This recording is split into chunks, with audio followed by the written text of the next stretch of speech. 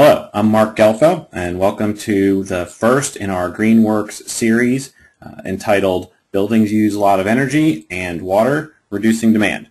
This is the first series, and other modules in the series will include subjects such as energy auditing and benchmarking, how to use the Energy Star Target Finder to do benchmarking for a building's energy performance. We'll talk about retro commissioning and measurement verification as ways to reduce energy on an ongoing basis. We'll be talking about LEED for existing buildings, operations and maintenance, and how that system can fit into helping a building reduce its energy consumption, and we'll have some case studies along the way. But starting off with Module 1 here, we're going to be talking about the fundamentals of energy use and energy demand in commercial office buildings. We're also going to be talking about water and water reduction in commercial buildings, as well as strategies on how to reduce how much energy and water buildings use, and we'll also touch on renewable energy sources and how they play into the conversation about reducing energy demand and moving buildings towards net zero. So let's start with an overview about energy. I like to say that buildings use a lot of energy, more so than most people think. Commercial buildings in the United States are the #1 user of energy that is produced and the #1 producer of CO2 emissions. Not transportation, not heavy industry. It's commercial buildings that drive energy performance of the U.S. 39% of all energy used in the United States comes from commercial buildings, and it consumes almost 3/4 of all the electricity that is produced. So that's why this is such an important topic, and we want to focus on reducing those numbers one building at a time. This table comes from the Energy Information Administration that summarizes all energy used in commercial buildings in the United States. And as you can see from the pie chart, heating, lighting, cooling, ventilation, the HVAC and refrigeration account for the majority of energy used in commercial buildings. This is all energy, so that includes not just electricity, but natural gas and any other energy sources that go into a building. So when you combine HVAC and refrigeration, almost getting close to 60% of the energy used in buildings is accounted by that, 20%, 21% in lighting, followed by what we call process energy, which includes plug loads, things that plug into outlets, things like kitchen equipment and any other non-regulated process loads, and then water heating. So if we look at that same data, but just as electrical use, electricity, taking out natural gas and other sources, lighting jumps to the top as the single largest piece of the pie. But again, when you combine all of the heating, ventilation, air conditioning, and refrigeration numbers, it's 42% of all the energy, all the electricity that goes into buildings is used to heat and cool it, and then almost another 40% in lighting. So these are the areas that we generally talk about targeting when we're talking about reducing a building's energy consumption. This is a map of the ASHRAE climate zones, and the only reason I included it here is to bring up the point that energy needs and strategies are different in different parts of the country. Here in Florida, we're in what's classified as a hot and humid climate, which seems pretty obvious. So our targets and our strategies in Florida are going to be different than, say, they would be in the Northeast or the Pacific Northwest. So why do we care about this? Well, like I said, buildings are the #1 user of energy in the United States, so if we can minimize that through one building at a time, then we're making a big impact. The extraction of energy and the production has obvious negative impacts on the environment. Refrigerants used in cooling systems can have negative impacts to the environment as well through ozone depletion, as well as people.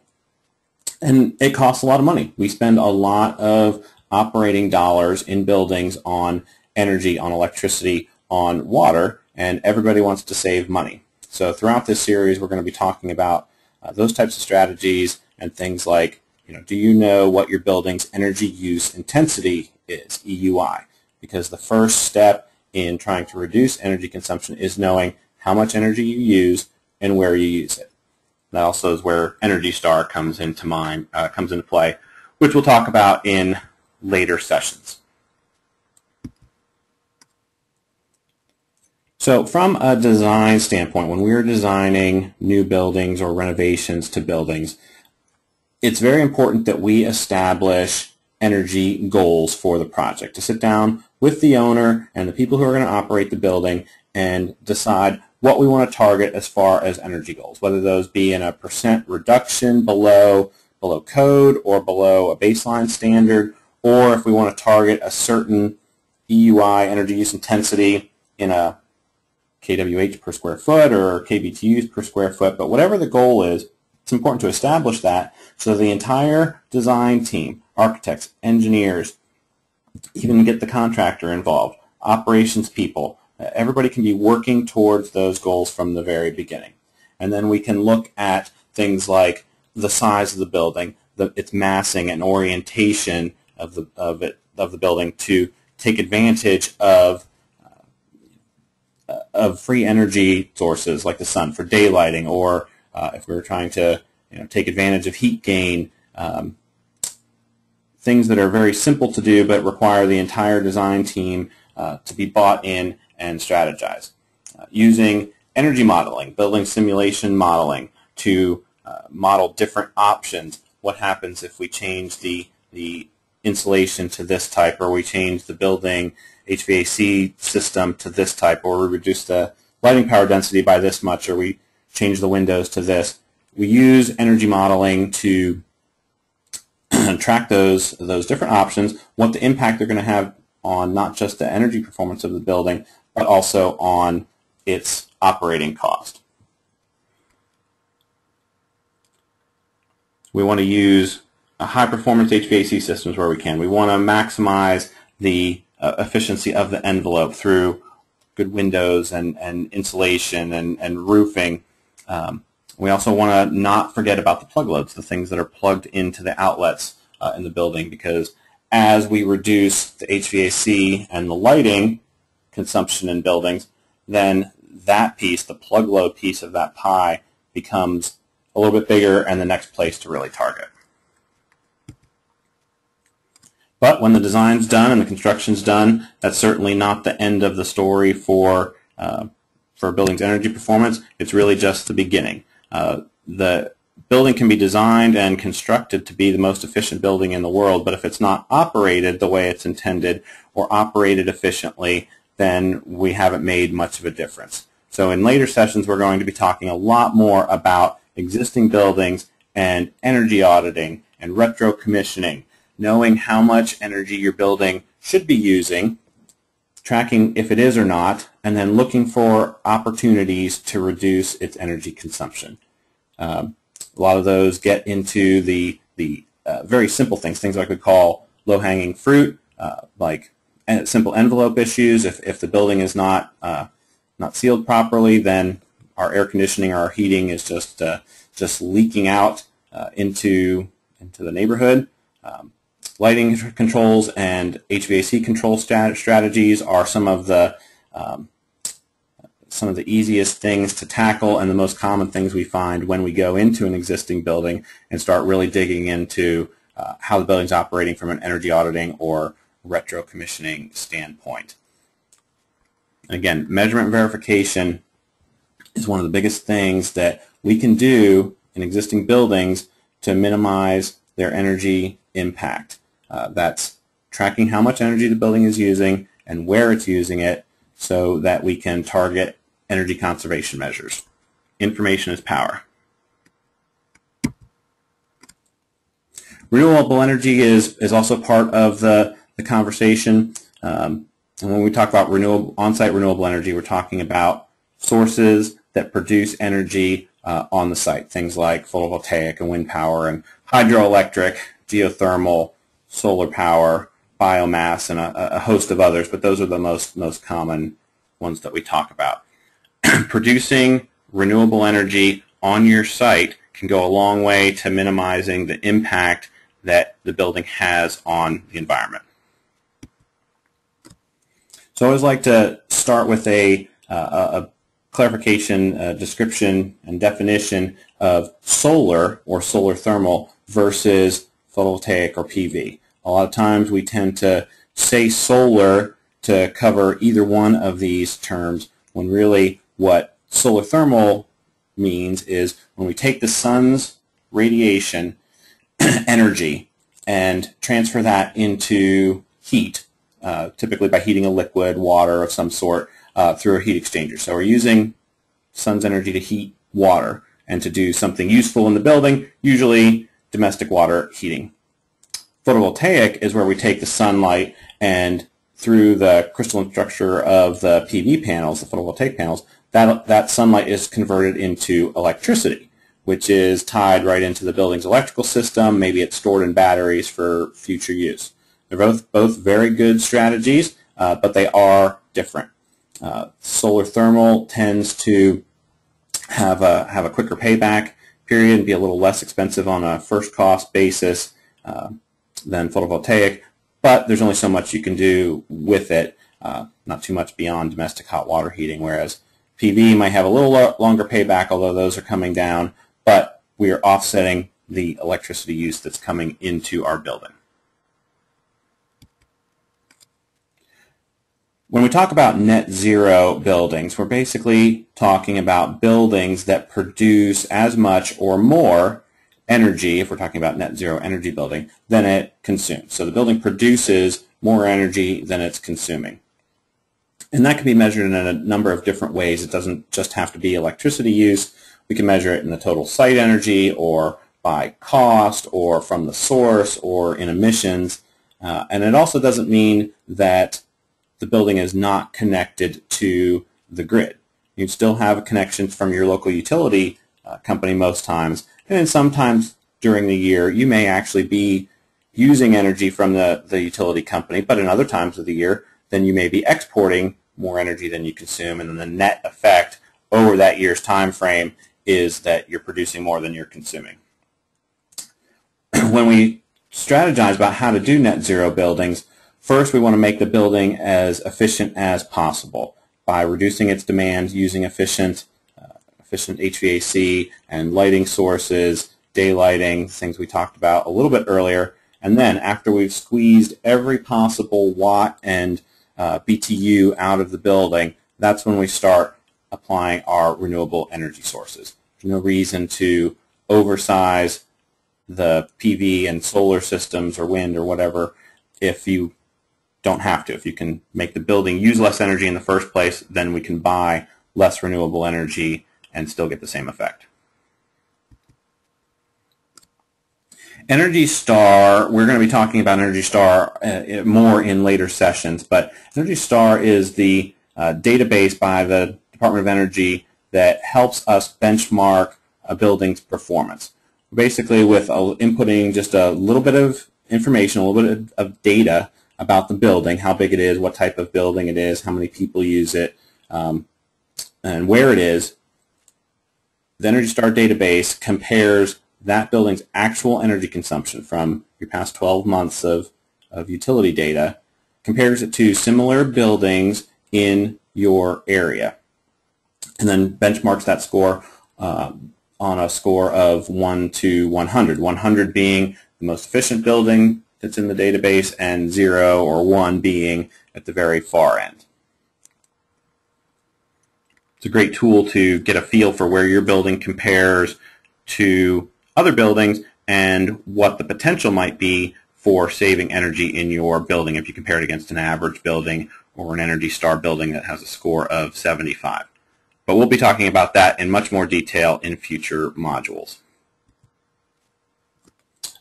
Real quickly, I wanted to mention the 2030 challenge. If buildings are one of the major problems to the energy consumption and environmental impacts, then buildings can also be the solution. So the 2030 challenge is is just that. It's a challenge. It's a pledge that architects and engineers and designers take to help drive the energy performance of their buildings down way beyond what they are right now, with the goal of achieving net zero in the year 2030. If we keep pushing the envelope and keep track of how our buildings are actually performing and how we're designing them, then we can make a bigger impact.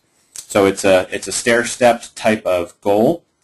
Through the end of 2014, the goal for 2030 Challenge participants is to design their buildings to achieve a 60% energy use reduction compared to that CBEX or Energy Star database that we just talked about. And then in the following years up through the year 2030, we stair-step that goal to 70%, 80%, 90%, again with the goal of being carbon neutral, using no fossil fuels in buildings by the year 2030, by reducing the energy use in the buildings and then applying our renewable energy sources. We're also allowed to use purchased renewable energy credits to help offset some of that. It is a very lofty goal, but I believe that it's very important to focus on these things, because if we don't push the envelope, then we're not going to make any progress whatsoever. Let's talk real quickly about water, because water is another natural resource that we use a lot of in buildings. There's only so much water available, and if we weren't focused as a nation so much on energy, we would definitely be talking more about water. And there's a beginning of a water crisis in this country, and we need to start doing something about it. Plus, water and energy usage are directly linked. We use a lot of energy in the transportation and the processing and the pumping of water to our buildings and to our houses. Again, it costs a lot of money, and we can save on our utility costs through some simple water use reduction strategies. If we know how much water we're using through benchmarking and establish some conservation goals, that can go a long way towards making an impact on the amount of water we use. Again, measurement and verification of our water. So we're going to talk about three main areas of water: indoor water, outdoor water, and process water. Those are the areas to attack. Real quickly, some definitions about water. Make sure we are all on the same page from a term standpoint. Potable water is what we're trying to reduce the use of in buildings. This is drinking water, especially drinking water that we are not using for drinking purposes, like flushing toilets, and it goes down the drain. Gray water is water that we can capture from other processes and reuse after some cleaning and filtration to do some good things in our buildings, whether it be irrigation or flushing toilets or something like that. Black water and wastewater is the water from our toilets that go to the treatment plants that we're generally not going to do a whole lot with. Stormwater is the water that falls onto the site that generally we try to get away from the site then if we have too much impervious surface through stormwater. And the Energy Policy Act of 2005 is the federal guideline that basically sets the benchmarks for the performance of our plumbing fixtures. It's EPACT that tells us how many gallons per flush a toilet can be, or how many gallons per minute a sink is allowed to use basically by law.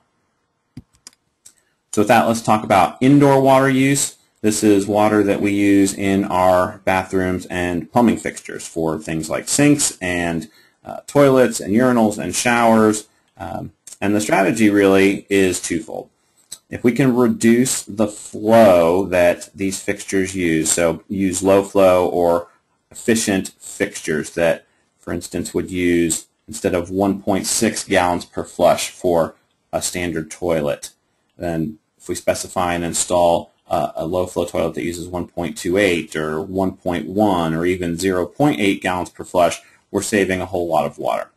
Urinal showers, lavatories, and sinks, you can see the requirements from EPAC 2005 versus some of the more efficient fixtures that we can use. So, a waterless urinal or a 1 pint, 0.125 gallon per flush urinal is going to save a lot more money and water than a 1.0 gallon per flush urinal.